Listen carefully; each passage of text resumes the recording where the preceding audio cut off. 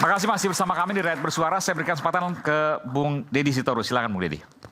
Silakan apa nih? Ada yang mau sampaikan, ada yang mau disanggah? Silakan. Enggak gini, kan pertama soal Airin. Soal Airin itu saya sepakat kalau disebut itu keajaiban dunia yang ke-8. Kenapa? Kalau tadi ditarik-tarik soal dinasti lah, soal kelakuan ini itu saya kira survei membuktikan. Dan tidak hanya satu lembaga survei. Konsisten di atas 70%. Bahkan seminggu sebelum pencoblosan tanggal 21 November, LSI dan satu lembaga survei lain itu merilis hasil 77%. Ya, dan Andra Soni mungkin di sekitar 21 kalau saya nggak salah.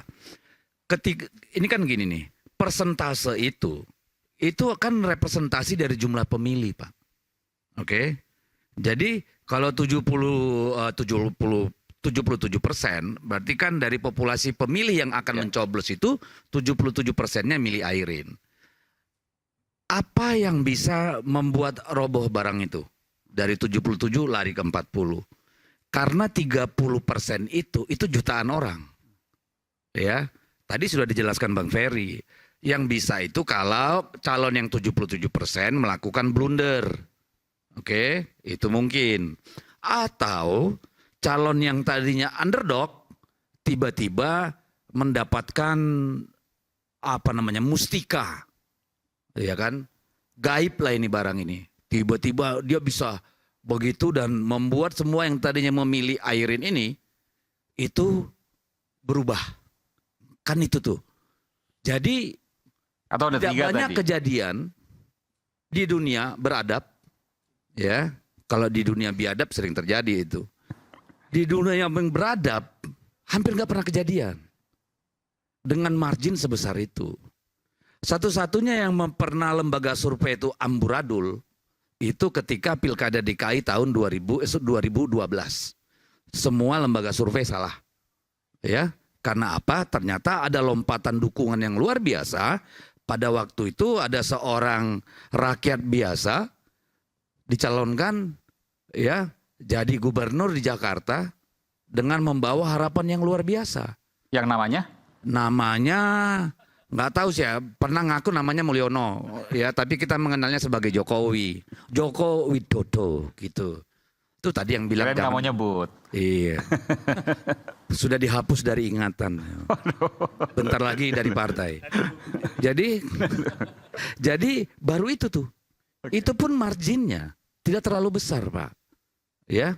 Jadi kalau menjelaskan Airin itu yang harus kita tanya, ada nggak kejadian luar biasa yang bekerja di ruang-ruang gelap dengan peralatan yang terstruktur, sistematis dan masif?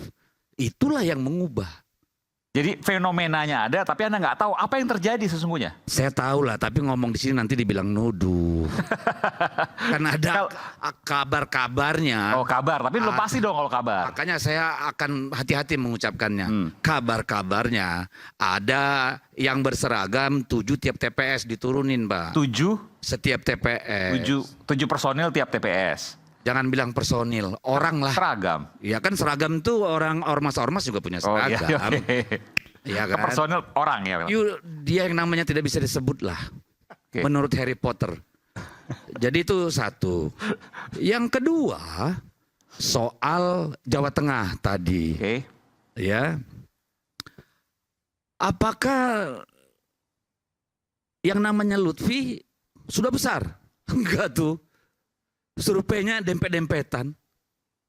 Karena apa? Kalau mau ditarik-tarik, masyarakat nggak terlalu suka polisi di sana. Salah satu alasan terbesar nggak milih. Dari mana surveinya? Nah, mau dibukain semua Google aja lah. Ya. Tapi saya baru dengar itu kan. Iya. Kalau nggak suka kan artinya jomplang banget. Ini kan nggak jomplang, mirip-mirip. Iya, makanya dia sampai minta tolong presiden dan mantan presiden. Kalau dia merasa nyaman dan udah besar, Taci Yasin udah besar, emang masih perlu nyeret-nyeret Pak Prabowo? Emang masih perlu ngelapor-lapor Pak Jokowi? Kan enggak. Jadi survei terakhir itu ada yang menyebut 4138, ada 3838. Dan kita tahu di Jawa Tengah itulah salah satu tempat Ini sudah setahun dikerjakan, begitu habis Pilpres jalan terus nih.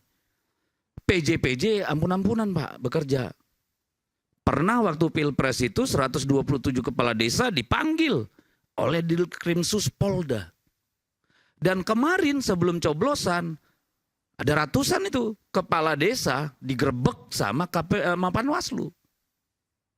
Jadi ini sama fenomenanya sama Banten. Ada kekuatan maha kuasa bekerja di ruang terang secara gelap-gelapan mempengaruhi hasil pemilu.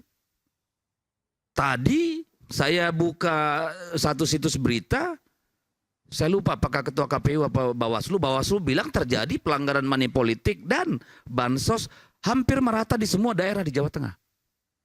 Nanti silakan cek. Oke. Nah, tentu kan orang sering nanya, karena kalah. Ini nggak mau terima kekalahan. Ini bukan soal kalah menang. Sama sekali bukan soal kalah menang. Karena sudah diputuskan oleh konstitusi kita, undang-undang kita, pemilu itu harus dilakukan secara fair, secara jujur, secara adil.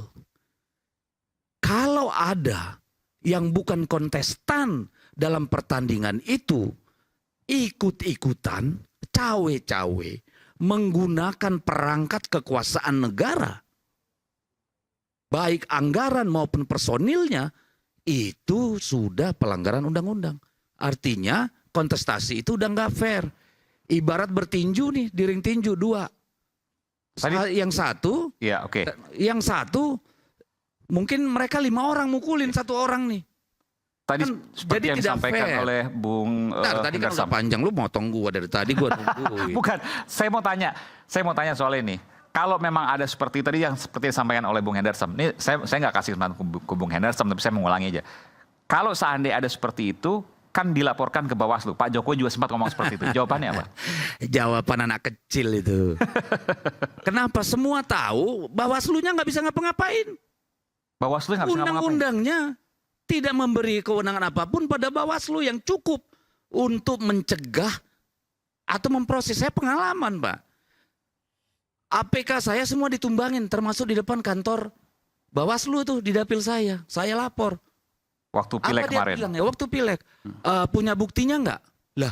Ini mana Jawa Tengah dulu, Bang? Di Kalimantan Utara. Oh iya, Kaltara, sorry, betul. Bawaslu-nya bilang, ada buktinya nggak? Lo kita ngelapor. Dan ada puluhan bahkan mungkin ratusan nih selama pilkada laporan kita. Nggak dijawab tuh sama Bawaslu. Nggak diproses.